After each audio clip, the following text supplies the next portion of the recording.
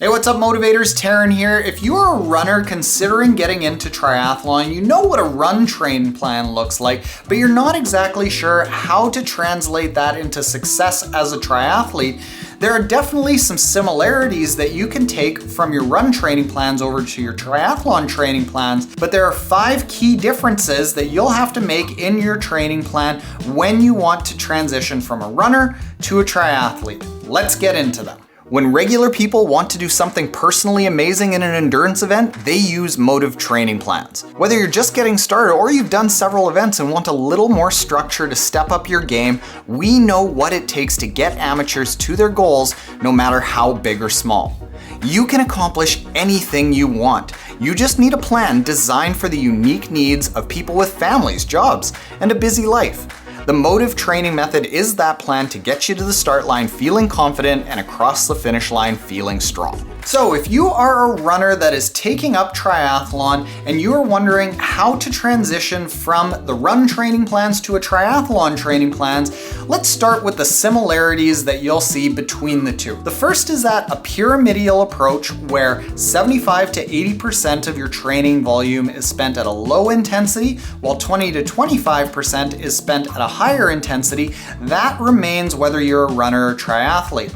In addition to that, strength training is key for both. I would say that strength is a little bit more important in triathlon because towards the end of a race, you're going to be very fatigued and your body structure is able to withstand the pounding. Late into the race, you're going to have a much better race, but strength will be included in both run training plans and triathlon plans. And hopefully in your run training plans, you're including some hills and some trails to get diversity and access more muscle groups and keep better body awareness. But let's get into the 5 things that are very different between the 2 types of training plans.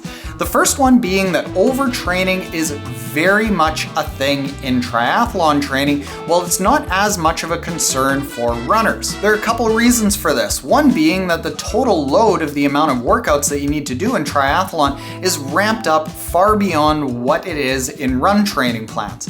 In most of the run training plans in our app, for example, 5 runs per week is a lot. That is an excellent amount of run training in order to get even on the podium in local races and perform quite well in an elite level. 5 workouts per week as a triathlete, while it might be enough to get you across the finish line of some of the shorter races, if your goals are for half Ironmans or Ironmans, you're going to have to step it up quite a bit beyond this. So to be proficient at swimming, biking, and running all together, in addition to being able to bike after a swim and run after a bike, there are so many more different workouts that you're going to have to do to make sure that you're able to accomplish each leg of the triathlon. So the total load brings in quite a bit more stress, and overtraining becomes one of the key things that you have to start monitoring as a triathlete that isn't quite as prevalent as a runner.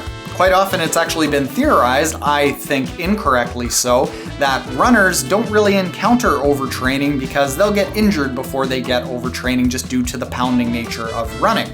I actually don't think that this is the case, but what we definitely see as a triathlete is because it's such a low burn for such a long amount of time every single week, the fatigue builds up very gradually but very significantly, so it's critical as a triathlete to start monitoring your muscle soreness or something more tangible like HRV to monitor how ready your body is to actually train so that you can find an appropriate level of training stress versus life stress versus rest. The second thing is that when you're doing triathlon training, back-to-back run days is something to be very, very cautious of. Back-to-back run days as a runner is something that's very common. You should actually spend a lot of time running on back-to-back days, but it's easier to do so as a runner because the total load of fatigue placed on your body isn't so high that you're going to be running dirty with a poor form. In triathlon, because you're swimming and cycling and strength training,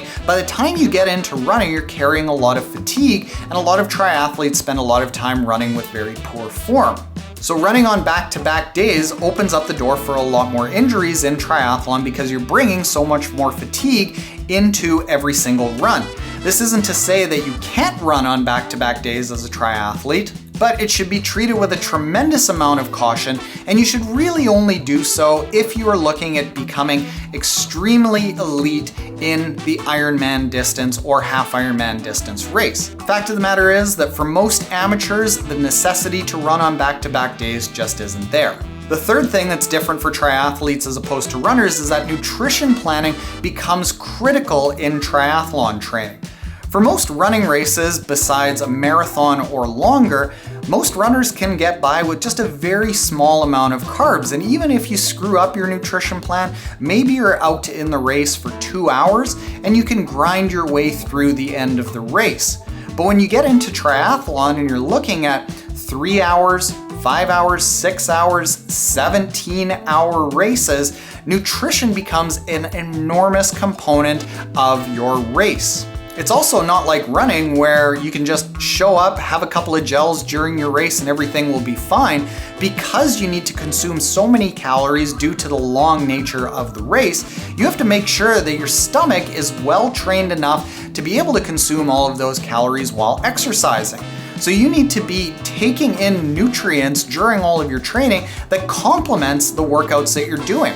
So this means that for the intense workouts, you're taking nutrition that complements intense workouts. This means for the endurance building workouts, you're taking nutrition that complements endurance building workouts. This means that for race-specific workouts, you're taking in nutrition that simulates what you're going to take into a race, and you're increasing that amount that you're taking during these race simulation workouts every single time you do them to gradually train your body to take in more and more calories. The fourth thing that changes when you become a triathlete is that you have to decide what you're going to give up in your performance. As a runner, all you need to do is run. You run more, you typically get better. But as a triathlete, there is this constant balancing act between swimming, cycling, and running, where it's quite easy to progress at 2 of them, but it's very, very hard, almost impossible to progress at all 3 at the same pace. Of course, if you're a beginner, it's going to be very easy to become proficient at all of them, but once you get past that initial learning curve, you have to decide which disciplines you want to work on. The greatest place for you to gain time is in the bike, followed by the run. Beyond that, having an excellently strong bike allows you to have a strong run. Having a strong run doesn't necessarily help your bike, and fact of the matter is that so little time is spent in the swim that once you get yourself to a proficient level where you are comfortable in the water and you aren't creating any detrimental effects with your swim performance to your overall race, i.e. you're not getting out of the swim feeling spent, I think that for a time crunch triathlete who needs to focus on one thing or the other, the best focus is the bike, followed by the run, followed by strength training, then followed by the swim. The fifth thing that runners need to understand when they become triathletes is that your running will not feel very good. You're going to be running tired after the bike a lot, and your key long run in a week should be done at the very end of a training week on a Sunday when you are the most tired.